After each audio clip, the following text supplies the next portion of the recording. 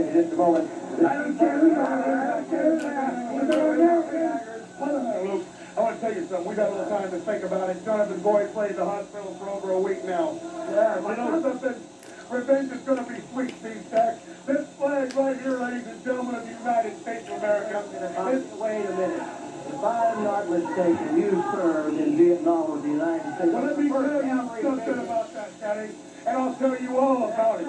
I'll tell you what Vietnam and the first cavalry division got me. They got my body shot up, two little purple things given to me by a general that didn't mean nothing, saying thank you, and $168 a month. And then, while I'm over there trying to save my own life, you got some movie star sitting in Hanoi drinking tea. Well, I got news for you. $168 a month is nothing.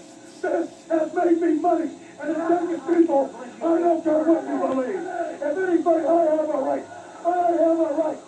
And I want to tell you something right now. My right is to do what I choose. And I choose to take and wave this flag over people. I choose to hurt people. These people have given me more meaning to wrestling than any American I've ever been with. And I want to tell you something, Jonathan Boyd. We pledge this to you. You're sitting at Medical Center Hospital in San Antonio, Daddy. And the people that are responsible for you in the hospital are going to start filling the beds by you, Daddy. We're going to put them there. And Cousin Luke, we're still the champions. The New Zealand flag is still war proud. And the New Zealand flag is always going to wave. It's always going to wave, Jonathan, over the men we defeat. You're going to play. You're going to play. Bobby Sheepherders and the Sheepherders on their way to the ring now, where they'll meet Brickhouse, Brown, and Armando, Guerrero. The referee is Jack House. So let's join our ring announcer, Rick Stern. Ladies and gentlemen, our first match, one fall with a 10-minute time limit. Your referee is Jack House. Now making their way to the ring at a combined total of 495 pounds, the reigning Southwestern Tag Team Champions, the New Zealand Sheepherder and Bobby Jaggers. Their opponent, originally from Mexico, now making his home in Orange County, California, Armando Guerrero.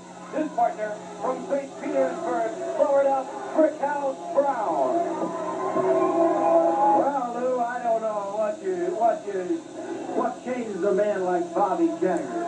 Well, we have disgruntled Americans, disgruntled wrestlers, and I think he applies in both the categories. Many people that don't do as well as they would like to in this world.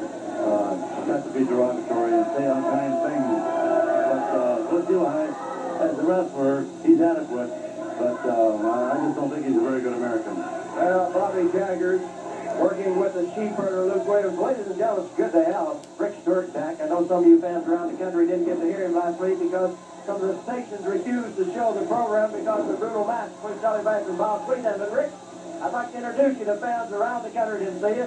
Southeast Championship Wrestling out of Pensacola, Florida, and we're in Alabama. Dothan, Alabama. I got it.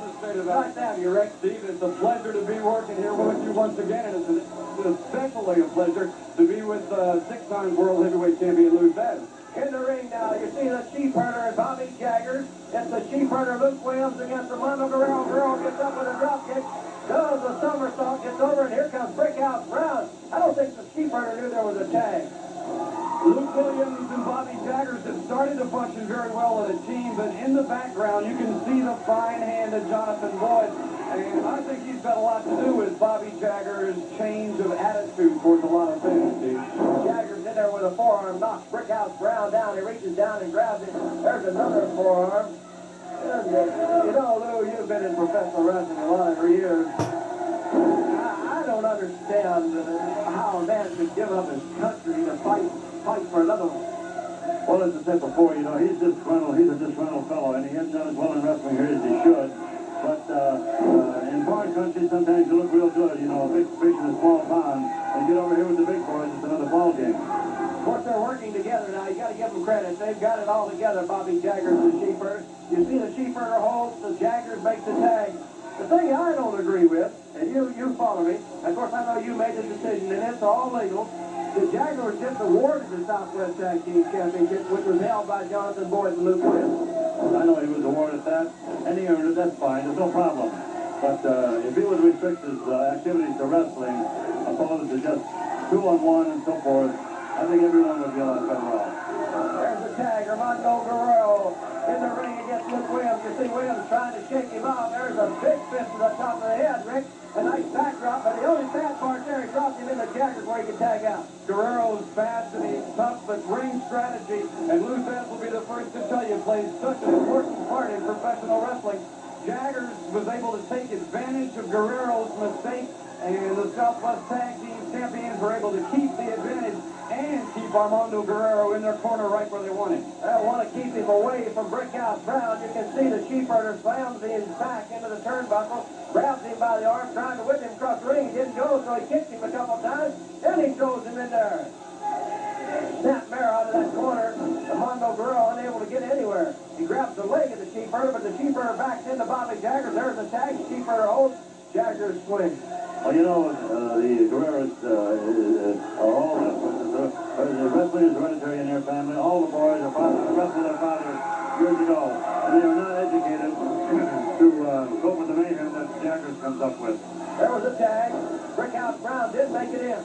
Brickhouse Brown is a very excellent young athlete, but again, we've seen the mental preparation of Bobby Jaggers and Luke Williams. They anticipated the tag, and they were able to kick him off balance, coming right in those ropes. And now, the double teaming that characterized the Sheepherders obviously is carried over to the team of Jaggers and Williams. There it is, very quickly. Two men in the ring. They dropped him across the stomach.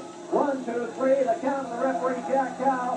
And the Sheepherder and Bobby Jaggers winning over Brickhouse Brown and Armando Guerrero. The fans don't like it, but it happens. Don't go away, because the Cowboy, Chuck Casey, is coming up next.